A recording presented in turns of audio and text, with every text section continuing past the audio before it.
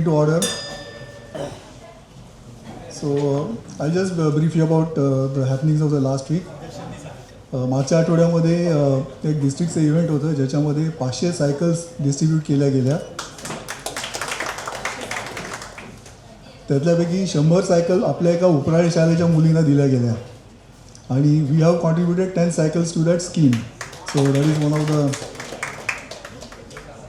आता तुम्हाला माहिती आहे की आजचा आपला एक प्रोग्राम टोटली वेगळा आहे. त्याची सगळी अनाउन्समेंट ऑफकोर्स वंदना करेल थोड्या वेळ. I request Vandana to please come या. गुड इव्हिनिंग, नमस्कार. आपण पुढच्या कार्यक्रमाला आता सुरुवात करूया. 7 मेला आपल्या वाचक कट्ट्याला 2 वर्ष पूर्ण होत आहेत आणि त्यानिमित्त आज आपण इथे स्टेज रेडी केलेलं आहे कविता वाचनासाठी. भरभरून प्रतिसाद आलेला आहे. मला खूप आनंद होतो आहे सांगायला की माझ्याकडे आत्ता नावं तर 13 आहेत, पण मी असं बघते की काही लोकांना ऑन द स्पॉट पण वाटते की जाऊन कविता वाचन करावं. वेळेची मर्यादा लक्षात घेऊ आपण आणि त्याप्रमाणे बघू. आपण शक्यतो सगळ्यांना प्रेझेंट करायची संधी मिळेल असं बघू. पण 13 नावं आपल्याकडे आलेली आहेत. मला खूप आनंद वाटतो हे सांगायला. गेल्या वर्षी जेव्हा आपला वाचक कट्ट्याचा पहिला वर्धापन दिन झाला त्यावेळेला आपण 2 उपक्रम केले होते. एक म्हणजे हस्तलिखित, त्यालासुद्धा खूप छान प्रतिसाद आला होता आणि त्या हस्तलिखिताची कॉपी अच्युत सरांमुळे आपल्याला सगळ्यांना देता आली होती. आय होप तुम्हाला ते आठवत असेल. त्याबद्दल त्यांचे धन्यवाद. आणि त्याच्याच बरोबरीने आपण मनाचे श्लोक आपण एकत्रितपणे 205 श्लोक लिहिण्याचा एक संकल्प सोडला होता. यावर्षीसुद्धा आपण काय केलं होतं, 2 कार्यक्रम करायचे, 2 प्रोग्राम राबवायचे असं ठरवलं होतं. एक होता त्यातला तो म्हणजे आपली जी संस्कृती आहे, एवढी श्रीमंत संस्कृती आहे, तर त्याच्यामधले काहीतरी सणांच्या सेलिब्रेशनमधलं वेगळेपण किंवा वेगळा सण असं काहीतरी एक थीम लक्षात घेऊन संस्कृती फेस्ट या नावाखाली आपण काही माहिती वाचक कट्ट्यामध्ये सांगत होतो.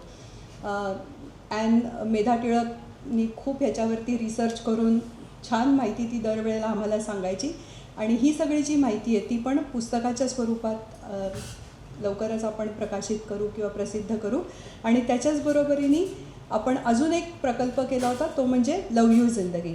कारण आपण म्हणजे शेवटी आपलं आयुष्य असंच असतं आणि आपल्या आयुष्यामधल्या वेगवेगळ्या पैलूंवरती असे 12 पैलू लक्षात घेऊन आपण त्याच्यावरती तुमची मतं काय आहेत ती मागवायचा प्रयत्न आपण केलेला होता. आणि मला असं वाटतं की या प्रकल्पामुळे तुम्हाला थोडंसं थांबून स्वतःच्या आयुष्याकडे बघण्याची संधी मिळाली असेल असं मी आपलं गृहीत धरून चालते. कारण काय की नंतर या गोष्टींना मिळणारा प्रतिसाद खूप कमी होत होता. पण मला एवढंच समाधान आहे की मी प्रयत्न केला. कारण त्याची आयडिया अशी होती की डिअर जिंदगी when I think of you and a particular aspect, हे वाक्य अर्ध तर मी लिहिलेलं होतं. तुम्हाला तुमच्या आयुष्यात घडलेल्या गोष्टींना उरलेल्या अर्ध्या वाक्यात पूर्ण करायचं होतं. हे चॅलेंज होतं. त्यामुळे तुमच्या डाव्या मेंदूलाही थोडीशी मी चालना दिली असेल असं आपलं मी माझ्या मनाचं समाधान करून घेत आहे. आजचा हे जे 12 आपण ॲस्पेक्ट्स घेतलेले होते ते अशा पुस्तकाच्या स्वरूपात आपण प्रिंट करून घेतलेले आहेत. ज्यांना आवडला आहे हा कॉन्सेप्ट त्यांनी ते इकडनं कलेक्ट करून घ्यावं. तर एक छोटंसं पॉकेटसारखंच आहे. बसल्या बसल्या विचार करायला तुम्हाला आवडेल. मे बी नसेल वेळ झाला तुम्हाला तर बेनिफिट ऑफ डाऊट घेऊन तुम्ही नक्की हे कलेक्ट करा अँड दिस इज फन. आणि तुम्हालाच मजा वाटेल 2 वर्षांनी 5 वर्षांनी जेव्हा तुम्ही रिव्हिजिट कराल की खरंच हे आणि ह्याच्याहून आणखीन पण ॲस्पेक्ट्स असू शकतील. You can add to that. So please ज्यांना इंटरेस्ट आहे त्यांनी हे आमच्याकडनं कलेक्ट करून घ्यावं. मेधानी वेगवेगळ्या गोष्टींवरती माहिती सांगितलेली होती. आजचा दिवस धरून आपण 12 वेळा वाचक कट्ट्यासाठी भेटलेलो होतो. साधारण 30 वेगवेगळ्या लोकांनी ऑन अँड ऑफ अशी प्रेझेंटी तिथे लावलेली होती. महिन्याप्रमाणे कृष्णजन्म, तुलसी विवाह, धुंधुरमास, सूर्योपासना, रथसप्तमी, शाकंभरी पौर्णिमा, नवग्रह अशा विविध विषयांवरती मेधानी माहिती दिलेली होती. त्याचबरोबर आपण कोजागिरीला चंद्रावरची 25 मिनिटात 50 गाणी फोनमध्ये न बघता असे एक गंमत केली होती. कधी गोपाळकाला आपण केलेला होता. कधी बाळकृष्णाची मूर्ती असते त्याची अरेंजमेंट केली होती. कधी नवदुर्गा मांडल्या होत्या. कधी दशावताराची चित्र काढली होती. नया दौर या मथळ्याखाली आय एम होपिंग की तुम्ही माझे इन्व्हाइट्स बघत होतात ते AI versus actual human being असा एक प्रयत्न आपण केला होता आणि लाईव्ह मी लॅपटॉप घेऊन आले होते. को पायलटला काही प्रॉम्प्ट्स दिले होते आपण आणि लिव्ह इन रिलेशनशिप या विषयावरती आपली मतं काय आहेत, म्हणजे आपण जे आपल्या स्वतःच्या मनाने विचार करू शकतो आणि को पायलट काय सांगतो ह्याच्यात. आणि असं लक्षात आलं की को पायलट खरंच पार्टिसिपेट करतो आणि त्याचे व्ह्यूज जास्ती बॅलन्स्ड होते. आमचे थोडेसे एक्स्ट्रीम होते असं म्हणूया, कारण ऑफकोर्स आपल्याला इमोशन्स असतात, तो फक्त माहिती गोळा करत असतो. But it was fun. Aesop नीतीतल्या कथेचा शेवट बदलायला सांगितला होता आपण. That was also fun. वेगवेगळ्या देशातल्या संस्कृतीमध्ये साम्य काय आहे ते शोधण्याचा प्रयत्न केला होता. सांकेतिक लिपीमध्ये मी ब्रेल, इंग्लिशमधली ब्रेल कशी दिसते, ती स्लेट कशी असते, त्याला प्रिक करायला जी पिन असते ती कशी असते आणि कसं दिसतं एकंदरीत. काही कारणवश जसं म्हटलं तसं वाचककट्ट्याची उपस्थिती मात्र दिवसेंदिवस रोडावत चालली आहे, याची खंत वाटते. कट्टा बंद होऊ नये, नवे नवे प्रयोग करता यावेत, ह्याच्यासाठी तुमचा सक्रिय सहभाग खूप आवश्यक आहे.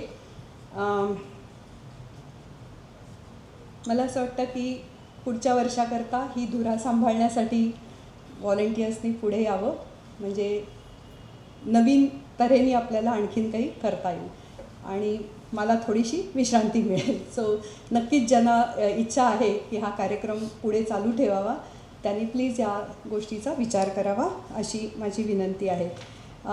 या थॉटसह मी इथेच थांबते आणि आता आपण आपल्या पुढच्या कार्यक्रमाला सुरुवात करूया, जो आहे कविता वाचनाचा प्रोग्राम. मी सगळ्या कवींना आधी इथे आमंत्रित करते. माझं काम फक्त फिलर्स टाकण्याचं आहे, कारण 2 कवींच्या कविता ज्या आहेत त्या मला खरंच माहिती नाही आहेत की ते नक्की कुठच्या विषयावर किंवा अशा आहेत, स्वरचित आहेत, काही आहेत त्या इतर कोणीतरी लिहिलेल्या आहेत पण त्यांना भावलेल्या आहेत. तर त्यांच्या कवितांबद्दल माहिती प्रत्येक कवी किंवा कवयित्रीच सांगेल. माझं काम फक्त फिलर्स टाकण्याचं आहे, त्यामुळे मी तो कॉन्टेक्स्ट सेट करीन. पण त्याच्या आधी मी इथे सगळ्यांना निमंत्रित करते. मी नावं घेते, त्याच्याप्रमाणे येऊन सगळ्या कवींनी इथे स्थानापन्न व्हावं. राजीव कर्णिक सर, अश्विनी वैद्य, अच्युत दामले सर, मंदार जोशी,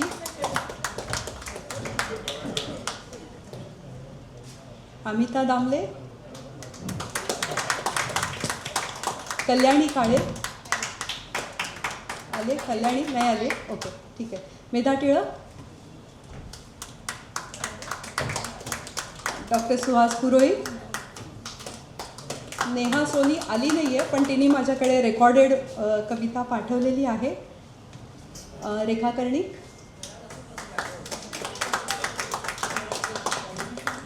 माधुरी भावे,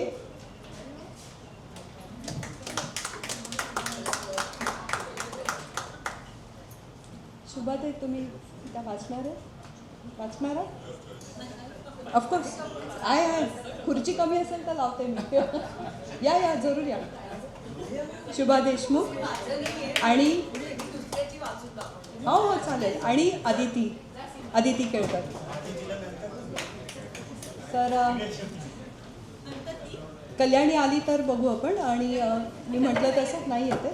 नेहाची जी कविता आहे ती रेकॉर्डेड आहे माझ्याकडे, ती आपण नंतर ऐकूया. मंडळी सगळी स्थानापन्न झाली का? सरांसाठी ते सेट करायचं होतं ते नको आहे? बरं. शाळेत असताना तुम्हाला आठवत असेल तर ऑफ पिरियड म्हणजे सगळ्या पिरियड्सचा राजा. आणि आमच्या शाळेमध्ये जोशीबाई म्हणून एक बाई होत्या. आज मला त्यांची खूप आठवण येते, कारण जेव्हा केव्हा ऑफ पिरियड असायचा आणि आम्ही बघायचो की स्टाफ रूममध्ये बाई जर असतील तर लिटरली आम्ही त्यांना हाताला धरून घेऊन यायचो आणि म्हणायचो, बाई आम्हाला कविता ऐकवा. आज आमच्या बाई आता त्या सध्या रत्नागिरीला असतात, बऱ्याच वयस्कर आहेत, पण त्या आज असत्या तर त्यांना खूप आनंद झाला असता की कवितांवरचं प्रेम करणारी एवढी माणसं एवढ्या मोठ्या संख्येने इथे जमलेली आहेत. आज त्यांची खरंच खूप आठवण येते आणि हळवं व्हायला आलं आहे. आणि हळवं जर आपण नसू तर, म्हणजे कविता हा हळवेपणाचाच प्रांत आहे ना. जर का आपलं मन हळवं नसेल किंवा तरल नसेल तर कविता समजणार नाही. मला अजून एक सांगायचं राहिलं आहे. आपला हा जो प्रोग्राम आहे हा एव्हरीबडी विथ मी. आपला हा जो प्रोग्राम आहे ना हा रेकॉर्ड होणार आहे आणि आपला जो RCTचा यूट्यूब चॅनल आहे त्याच्यावरती हा प्रोग्राम जाणार आहे. ओके या वाचक कट्ट्याला येणारा प्रतिसाद लक्षात घेता मला असं वाटलं की नवीन युगासाठी आपण असा पण एक प्रयत्न करून बघूया की दर महिन्याला यूट्यूबवरती आपण काही रेकॉर्ड करून टाकता आलं आपल्याला की जेणेकरून ज्यांना येता येत नाही आहे किंवा परत बघायची इच्छा आहे तर आपण तसाही एक प्रयत्न पुढल्या वर्षीच्या ज्या फर्स्ट लेडी आणि प्रेसिडेंट आहेत त्यांनी जर मनावर घेतलं तर हा प्रकल्प अशा रीतीने सुद्धा पुढे नेता येईल. मी प्रयत्न करून बघते. रेकॉर्डिंग होणार आहे, आपण करून बघूया. If it happens nothing like that. Next year करता आपल्याला फक्त वाचन असं नाही तर तुमच्यामध्ये असलेल्या प्रत्येक कलागुणाचा व्हिडिओ किंवा ऑडिओ रेकॉर्ड करून आपल्याला तो यूट्यूबवरती तुमच्या परमिशननी टाकता येईल. So please think about it. पुढल्या वर्षी आणखीन एक्सायटिंग आपल्याला वाचक कट्ट्याच्या माध्यमातून मी म्हणेन त्यातला वाचक हवं तर काढून टाकूया, फक्त कट्टा ठेवलं तरी काही हरकत नाही. ओके, तर काय सांगत होते की मराठी कविता हा आपल्या संस्कृतीचा गाभा आहे. 12व्या शतकात मुकुंदराज नावाचे एक कवी होते. त्यांनी विवेक सिंधू नावाचा कविता संग्रह लिहिला असं गुगल विद्यापीठात त्याची नोंद आहे. मी काही तो वाचलेला नाही आहे. त्याच्यानंतर अर्थातच ज्ञानेश्वर माऊली आणि त्याच्यानंतर अनेक संतांनी वेगवेगळे अभंग म्हणा किंवा आरत्या म्हणा याच्या माध्यमातून कविता आपल्यापर्यंत पोचवायला सुरुवात केली. त्याच्यानंतर छंदोबद्ध कवितांचा काळ आला. म्हणजे व्याकरण जर का मराठी मीडियममधली लोकं इथे असतील एकदम शिस्तीत अशी ती कविता असायची ज्याच्यामध्ये गण, मात्रा, वृत्त, यती असं जडजड काहीतरी असायचं. अक्षर, गणवृत्त, शार्दूल, विक्रीडित. ते त्यावेळेला आम्ही अभ्यास केला होता, आता काही फारसं आठवत नाही. आणि याचं कारण हेच की सामान्य माणसाला जी भावली ती खरी कविता. अगदी खरं म्हणाल तर म्हणजे या पांडित्य जे होतं या कवींचं हे मान्य करूनही आपल्या लक्षात काय राहतात तर अंगाई गीतं, भजनं, आरत्या हेच आपल्या लक्षात राहतात. आणि यातलाच एक प्रकार आपण म्हणूया तो म्हणजे आहे बडबड गीतं. म्हणजे आपण असं म्हणतो की जो फुलणारं फूल असतं किंवा बागडणारं फुलपाखरू किंवा पाखरू असतं त्याला कुंपण कळतं का? नाही कळत. त्याच्यामुळे त्याला व्याकरण नाही कळलं तरी काही, कवितेला व्याकरण नाही कळलं तरी काही बिघडत नाही. त्याला भाव जो असतो तो पोचवता यायला पाहिजे. तर बडबड गीत असा निरागस, अल्लड, सहज कविता प्रकार सादर करीत आहेत आपले पहिले निरागस कवी राजीव कर्णिक. वगैरे मिळाला तर मला सांगा, मला तर नाही कळलं. लिहिलेलं कोणी एवढा नॉनसेन्स देऊच नाही. Share nonsense. Alpha beta delta gamma. Alpha beta delta gamma लिहिल्या 4 ओळी न बाळगता कोणाचीही तमा. कल बीजेपी और टीवीके ने मचा दिया हंगामा. कल बीजेपी और टीवीके ने मचा दिया हंगामा. रात को बहुत पिया रे, आज सुबह हो गया अयो अम्मा. अमेरिका में एक अच्छा प्रेसिडेंट था बराक ओबामा. अमेरिका में एक अच्छा प्रेसिडेंट था बराक ओबामा. ये RCT में प्रेसिडेंट के लिए क्यों इतना हो गया हंगामा? मेरे गर्लफ्रेंड ने वादा किया था मिलेंगे अगले जुम्मा. मेरे गर्लफ्रेंड ने वादा किया था मिलेंगे अगले जुम्मा. बहन के इत्तू से छोकरे ने बना दिया मुझे मामा. चीन के ब्लैकलिस्ट में आ गया दलाई लामा. चीन के ब्लैकलिस्ट में आ गया दलाई लामा. इक्बाल मिर्ची की प्रॉपर्टी आ गई अंडर फेमा. लहान मुले आपल्या आईला हाक मारतात ममा. लहान मुले आपल्या आईला हाक मारतात ममा. अरे बाळा इकडे बघ, इकडे बघ, इकडे आहे एक हम्मा. मेरे पोते मुझे नपा और रेखा को बुलाते हैं नमा. मेरे पोते मुझे नपा और रेखा को बुलाते हैं नमा. अरे भाई मैं एक बात बोलना तो भूल ही गया, मेरे जूते का ब्रांड है प्यूमा.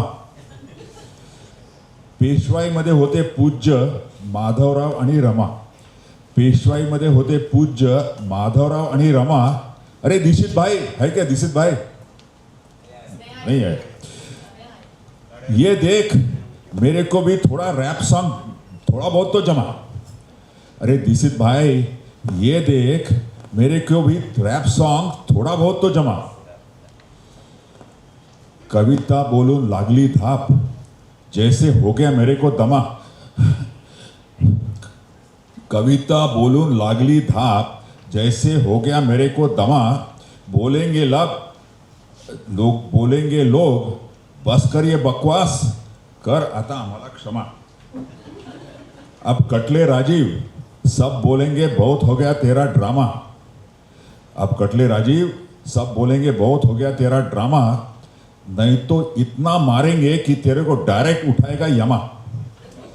Thank you. मोठी होत जातात आणि देशप्रेम, राजा असे सगळे अशा गोष्टींची त्यांना माहिती व्हायला सुरुवात होते. कदाचित रोज प्रार्थना म्हणतात आणि राष्ट्रगीत म्हणतात, त्याचा परिणाम असेल हा. तर अशीच वीररसाने भरलेली एक कविता तुम्हाला आठवत असेल. खबरदार जर टाच मारुनी, जाल पुढे चिंधड्या उडविन राई राई एवढ्या. बालभारतीचे एक अनंत उपकार आहेत. असाच बालवीर तुमच्या अंगात पण तेव्हा नक्कीच शिरला असेल. अशी एक कविता ऐकूया अश्विनी वैद्यकडून. आणि फर्स्ट लेडी वंदना यांचे आभार. त्यांनी पहिल्यांदाच आपल्याकडे असा कविता वाचनाचा प्रोग्राम अरेंज केला आहे. युजली कवी हा कवितेला जन्म देत असतो, पण मी आज ज्या कवीची कविता वाचणार आहे त्याला मीच जन्म दिला आहे.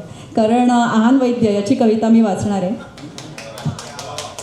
साधारण 9वी किंवा 10वीत असताना आहानने ही कविता केली होती. जे जे आहानला ओळखतात त्यांना माहिती आहे की आपल्या सर्वांप्रमाणेच आहान शिवाजी महाराजांचा एक फॅन, फॉलोअर, भक्त वगैरे वगैरे आहे. आणि लहानपणापासून त्याने त्यांची खूप पुस्तकं पण वाचली आहेत. ही कविता सिलेक्ट करण्यामागचं कारण म्हणजे महाराज आयुष्यभर ज्या स्वराज्य प्राप्तीसाठी लढले आणि ते फायनली मिळालं देखील. पण आजचा महाराष्ट्र खरंच जो महाराजांना अपेक्षित होता तसा आहे का, यावर ही कविता आहे. पण तो जरी तसा नाही आहे हे आपल्याला माहिती आहे, पण त्याचा शेवट हा खूप आशावादी आहे, म्हणून मी ही कविता वाचते. तिमिरतम दंडाकारण्यात असहाय्यतेचे तराणे, कनकपृथेच्या बलिराज्याचे ऐकलेस तूच गाऱ्हाणे. केलासा अरुणोदय स्वातंत्र्याचा, साजरा स्वाधीनतेचा सण, अंधारात चाच पडणाऱ्या महाराष्ट्राचा झालास तूच रविकिरण. 350 वर्षापूर्वी तुम्ही स्थापिली दिव्य मराठशाही, महाराज आजचा महाराष्ट्र तुमचा नाही. तुमचे नाव अजूनही सनाथ आहे, पण आदर्श झाले पोरके. योजनांनाही नाव तुमचे, सर्वत्र तुमचीच स्मारके. हरगर्जना मुखीच राहिली, आत्मसात नसे शिवविचार. तुमची आठवण आम्हा येते, जेव्हा करायचा असतो प्रचार. नावापुरतीच राहिली आता तेजोमय शिवशाही, महाराज आजचा महाराष्ट्र तुमचा नाही. इमारतींमध्ये बसून आम्ही मोजतो माणिक मोती हिरे, शिखरावर पोचत आहोत आम्ही पाडून पायथ्याला चिरे. घोडचुका करतोय आम्ही, थरकापे रायरीचा कडाही, महाराज आजचा महाराष्ट्र तुमचा नाही. तेव्हा व्यवहार खरंच पारदर्शी होता, अन्याय व्यवस्था वेगवान होती. राष्ट्रोन्नतीचे ध्येय होती, घराणेशाहीची कमान नव्हती. स्वार्थच लिहितोय भाळी आता, पकडून निर्दोषाचा गळाही, महाराज आजचा महाराष्ट्र तुमचा नाही. प्रतापगडी प्रताप करुनी तुम्ही मिळविले खानास धराशी, अशाच खानांचा अन्याय आम्ही आज कवटाळतोय उराशी. कोशात खैराती असे आमुच्या, पण अर्धा राष्ट्र उपाशी. याच भूमी सांडत आहेत माता भगिनींच्या अश्रुराशी. डोळस आंधळे झालो आम्ही, न दिसे दुःख अवकळाही, महाराज आजचा महाराष्ट्र तुमचा नाही. राजे तुमच्यामुळेच झाले जनतेचे आत्मरक्षण. राहिला दूरचा आता, विवादाचे केंद्रबिंदू आरक्षण. 18 पगड जातींना संघटित करुनी रचलात स्वराज्याचा पाया. स्वराज्य जातीच्या पातीशी भिडतंय, ऐक रे शिवराया. राजे तुम्ही कसायाला शिक्षा केली, पण आज आम्हीच झालोय कसाई. महाराज आजचा महाराष्ट्र तुमचा नाही. आग्र्याहून पलायन केलेत तुम्ही, होऊनी पेटाऱ्यातून पसार. असेच पेटारे आज देतात काळ्या धनाला आधार. लक्ष्मीस देखील भ्रष्ट केले, नाहीशी झाली शिवराई. महाराज आजचा महाराष्ट्र तुमचा नाही. परत या राजे परत या, असे म्हणतो आम्ही सहज. न जाणे निज प्रयासाची आम्हा का नाही वाटत गरज. ऐकू नकोसा आमुचेपण दे सामर्थ्य अचाट. पथभ्रष्टी सूर्यग्रहणातून होवो नवी पहाट. बंधू बहिणींना एकच सांगतो की असू दे अरण्य घनदाट. पाषाणांना दूर करूनी बनवू आपण पाऊल वाट. आदर्श समोरी शिवभूपाचा आपणही करूया काही. गर्वाने मग सांगू आपण महाराज आजचा महाराष्ट्र तुमचाही. महाराज आजचा महाराष्ट्र तुमचाही. धन्यवाद.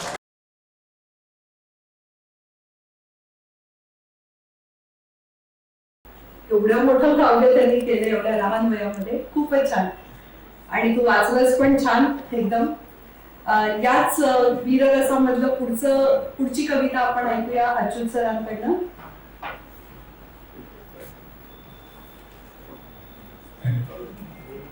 ह्याच शिवाजी महाराजांकडनं प्रेरणा घेऊन स्वातंत्र्यवीर सावरकरांनी देशभक्तीचा वारसा पुढे नेला. त्या सावरकरांची एक कविता आहे तारकांची पाहुणी. म्हणजे वयाच्या 23व्या वर्षी ते विलायतेला निघाले बॅरिस्टर होण्यासाठी. आणि त्यावेळी लांबच्या समुद्र प्रवासात कित्येक दिवस खाली समुद्र आणि वरती आकाश या वाचून काहीच दिसत नाही. घरची प्रिय माणसे दुरावल्यामुळे मनास उदास वाटते. बहुतेक समुद्र प्रवाशांप्रमाणे पहिल्यांदाच घर सोडलेल्या तरुण विनायकरावांचे मन प्रियजनांच्या आठवणी येऊन कासावीस होई. त्यात त्यांना निसर्गाविषयी वाटणारा अचंबा, त्याला आपल्या पुराणातील उपमा देऊन स्वतःच्या शंकांचं निरसन करून घेणारा हा प्रयत्न आहे. आणि ते करताना जीवनाविषयीची उत्कटता पण जाणवत राहते. ही कविता आहे तशी मोठी, पण त्यातली मला भावलेली काही ओळी मी तुम्हाला वाचून दाखवणार आहे. पहिलाच प्रयत्न आहे, हात थरथरते वाचताना. ते सगळं तुम्ही समजून घ्या. त्या वाऱ्यामुळे कागद हलतोय असं समजा. सुनील नभहे सुंदर नभहे नभहे अतल आहा. सुनील सागर सुंदर सागर सागर अतलची हा. नक्षत्रांही तारांकित हे नभ चमचम हासे. प्रतिबिंबाही तसा सागरही तारांकित भासे. नुमजे लागे कुठे नभ कुठे जलसीमा होई. नभात जलते जलात नभते संगमुनी जाई. खरा कोणता सागर यातुनी वरती की खाली. खरे तसे आकाश कोणते गुंगमती झाली. आकाशीचे तारे सागरी प्रतिबिंबित होती. किंवा आकाशी हे बिंबती सागरीचे मोती. किंवा आकाशचे ही सगळे की सागर सगळा. भवसागर बोलती पुराणी प्रथित ऋषी जाला. त्यांनी कल्पना केली की सागर आणि आकाश रात्रीचे एकत्रच होत आहेत असं दिसतंय त्यांना.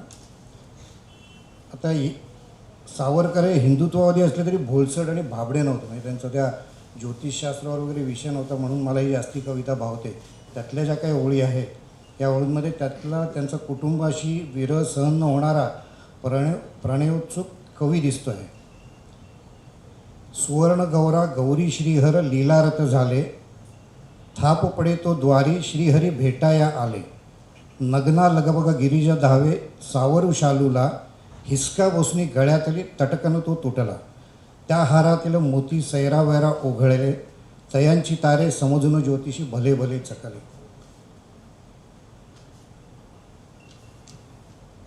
आता इथे त्यांना दिसणारा उल्कापात, उल्कापात पूर्वी आपण सगळ्यांनी बघितलेला आहे की तारा जेव्हा निखळतो आणि पडतो त्याला उल्कापात म्हणतात. हल्ली दुर्दैवाने आकाशात दिसत नाही, त्यामुळे उल्कापात पण दिसत नाही. त्याचे त्यांनी फार सुंदर वर्णन केलं, ते मला खूप आवडलं. त्याचबरोबर आपले विराचं सांत्वनही तो त्यातनं करतो आहे कवी.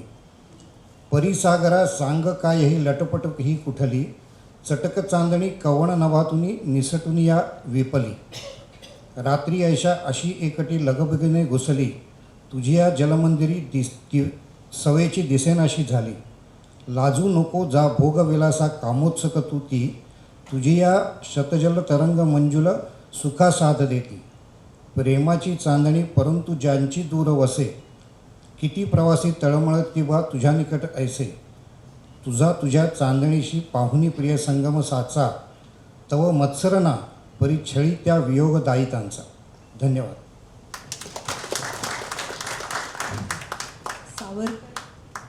सावरकर म्हटलं की एकच असतं, तो म्हणजे जाज्वल्य असा राष्ट्राभिमान.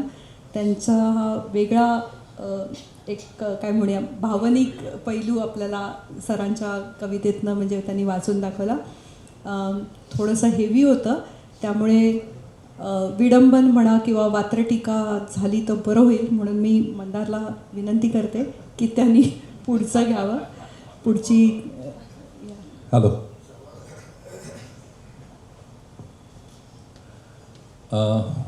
मी जी कविता सादर करणार आहे ती मी स्वतः लिहिलेली आहे. काळ होता साधारण 2020-21चा. मी तुम्हाला काही जणांना माहिती असेल, मी कविता फेसबुकवरती पोस्ट करायचो तेव्हा तुम्हाला आठवत असेल तर उद्धव ठाकरेंचं सरकार होतं आणि ही कविता खूप फेसबुकवरती किंवा व्हॉट्सॲपवरती फॉरवर्ड झाली. मी मुंडे काकांना आठवत असेल त्यांनी मला ती कविता, मी आत्ता इथेच शोधली, तुम्ही पाठवलेला मेसेजेस. मुंडे काकांनी मला ही कविता पाठवली आणि त्यांनी विचारलं की हे खाली मंदार जोशी ठाणे लिहिलं आहे, हा तूच आहेस का? म्हटलं हो मीच आहे तो. तर थोडीशी वात्रटिका म्हणजे त्या वेळेला जो काही कारभार चालला होता किंवा जे काय चाललं होतं त्याच्यावरती लिहिलेले हे प्रहसन म्हणू शकतो. ह्याला कवितेचा आरोप नको करूया आपण. सीधा साधा अलीबाबा मी सध्या 40 चोरांबरोबर राहतोय. सीधा साधा अलीबाबा मी सध्या 40 चोरांबरोबर राहतोय. महाराष्ट्राचा सारा कारभार संजयच्या डोळ्यांनी पाहतोय. नवाब मंत्री हसन दोस्त, नवाब मंत्री हसन दोस्त, मुंबईचा पालक अस्लम शेख. तेव्हा अस्लम शेख हे पालकमंत्री होते मुंबईचे. नवाब मंत्री हसन दोस्त, मुंबईचा पालक अस्लम शेख, हिंदुत्वाच्या भगव्या कपाळावर मी मारली हिरवी मेघ. मदतीसाठी काकांकडे गेलो, म्हटलं काका काका मला वाचवा. आता काका कोण हे महाराष्ट्राच्या राजकारणात कोणाला सांगायची गरज नाही. मदतीसाठी काकांकडे गेलो, काकांना म्हटलं काका काका मला वाचवा. ते म्हणाले अरे वसंतदादापासूनचा इतिहास माझा, तुझ्या पाठीतला खंजीर पाचवा. डोळ्यांनी पाहिलंय महाराष्ट्रानं दिल्लीला मातोश्रीवर वागताना. एक ट्रेंड होता पूर्वी, अगदी कुठलाही मुख्यमंत्री असेल, कुठलाही प्रधानमंत्री जरी असतील तरी ते मातोश्रीवर बाळासाहेब ठाकरेंना भेटायला जायचे. सो डोळ्यांनी पाहिलंय महाराष्ट्रानं दिल्लीला मातोश्रीवर वागताना. आणि आता सैनिकच काय सेनापतीही दिसतात सिल्वर ओकवर धक्के खाताना. सिल्वर ओक हे अगेन काय मी सांगायची गरज नाही. स्वाभिमान गुंडाळून कणा मोडून खेळलो मी सत्तेचा सट्टा. स्वाभिमान गुंडाळून कणा मोडून खेळलो मी सत्तेचा सट्टा. महाराष्ट्राच्या नशिबी आला फास आणि माझ्या गळ्यात पट्टा. तेव्हा तुम्हाला आठवत असेल तर त्यांच्या गळ्यात तेव्हा तो पट्टा होता. That was it. थँक्यू. यानंतर अजून एक कविता मीच केलेली. रोटरीमध्ये आपण सगळे फॅमिली आहोत, सगळे मित्र आहोत. सो ह्या